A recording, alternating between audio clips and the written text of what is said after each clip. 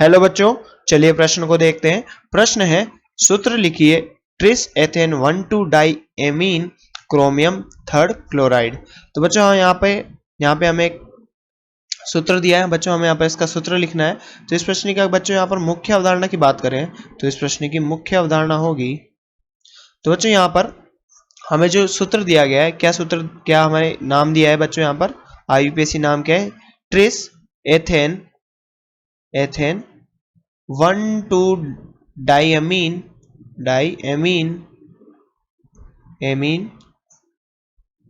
Chromium 3 chloride. तो बच्चों इस सूत्र की बात करें, यहाँ पर इस नाम की बात करें तो इस नाम में बच्चों ट्रिस, यहाँ पर लिगेंड है, ये जो लिगेंड है इनकी संख्या बताता है लिगेंड। तो बच्चों ट्रिस का मतलब कितना है, 3।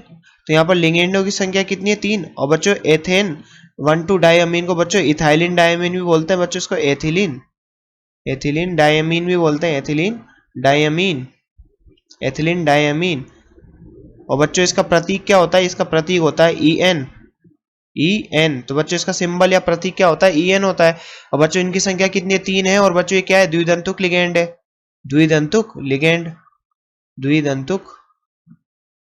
ये बच्चों द्विदंतुक लिगेंड।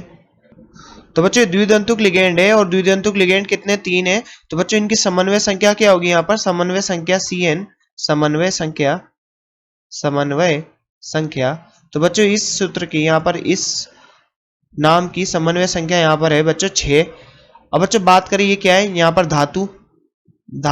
और बच्चों धातु के आगे थर्ड लगा हुआ है, इसका मतलब 3 लगा हुआ है, इसका मतलब बच्चों धातु का यहाँ पर क्या है, आवेश कितना है बच्चों, धातु पर ऑक्सीकरण संख्या इसकी 3 है। और बच्चों इसकी बात करिए क्या है, प्रति आयन, काउंटर आयन भी बोलते हैं बच्चों से, प्रति आयन, जो बच्चों यहाँ पर भार लगा होता है। तो बच्चों यहाँ पर बात करें इससे क्या सूत्र बन के निकलता है बच्चों, हमने यहाँ पर देखे धातु क्या है, क्रोमियम, जिसकी ऑक्सीकरण संख्या कितनी है बच्चों, 3 है। तो बच्चों क्रोमियम यहाँ पर क्या होगा, Cr, क्रोमियम। ये तो बच्चों हमारी धातु होगी। अब लिगेंड की बात करें बच्चों, लिगेंड क्या है, एथिलीन डाईएमीन। तो बच्चों एथिलीन डाईएमीन है बच्चों, यहाँ पर इथाइलिन डाईएमीन या एथेन 1,2 डाईएमीन। तो बच्चों इसका प्रतीक हमने देखा क्या होता है, EN होता है। और बच्चों इनकी संख्या कितनी है, ट्रिस मतलब 3। तो यहाँ पर बच्चों संख्या इसकी 3 हो जाएगी। अब यहाँ पर बच्चों आगे क्या बोल रखा है, यहाँ पर क्रोमियम 3। और बच्चों यहाँ पर मान लीजिए इस पे कुछ आवेश है, X मान लिया हमने आवेश यहाँ पर, और यहाँ पर क्लोरीन रखे हैं और क्लोरीन की संख्या को Y मान लिया। तो बच्चों हम यहाँ पर देखें, यहाँ पर X, ये जो X है, यहाँ पर जो X आएगा वही यहाँ पर Y का मान होगा। तो बच्चों यहाँ पर भी X लिख देते हैं और यहाँ पर भी X लिख देते हैं, दोनों तरफ जो X का मान आएगा बच्चों वही यहाँ पर क्लोरीन का मान भी होगा। तो बच्चों यहाँ पर इसके आवेश की बात करें क्रोमियम की, तो एथिलीन डाईएमीन बच्चों कैसा है, उदासीन होता है, और यहाँ पर क्रोमियम +3 में। तो बच्चों यहाँ पर अगर हम यहाँ पर इसके संकुल का अगर यहाँ पर आवेश ज्ञात करेंगे, तो बच्चों X का मान ज्ञात करने के लिए हम यहाँ पर संकुल का आवेश ज्ञात करेंगे। X का मान अगर हमें ज्ञात करना है तो हमें संकुल का आवेश ज्ञात करना होगा, संकुल का आवेश। बच्चों संकुल का आवेश कैसे ज्ञात करेंगे, चलिए देखते हैं।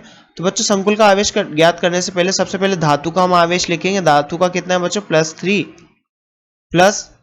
तो बच्चों इनकी संख्या कितनी है, 1 है। क्रोमियम धातु की संख्या 1 है, इसलिए हमने इसको 1 से गुणा कर दिया। प्लस बच्चों यहाँ एथिलीन डाईएमीन या एथेन 1,2 डाईएमीन की संख्या कितनी है बच्चों, 3 है।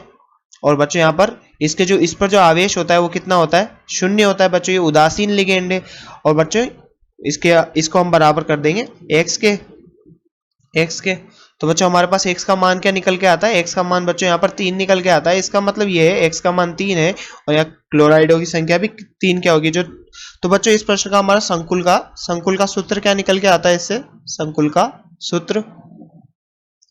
तो बच्चों यहाँ पर संकुल का सूत्र क्या होगा, क्रोमियम, एथिलीन डाईएमीन बच्चों यहाँ पर 3 है, क्रोमियम पे बच्चों यहाँ पर प्लस का 3 चार्ज है, और बच्चों इसी कारण से यहाँ पर प्लस का 3 चार्ज आता है और यहाँ पर Cl3 हो जाता है। तो बच्चों यहाँ पर ये Cl3।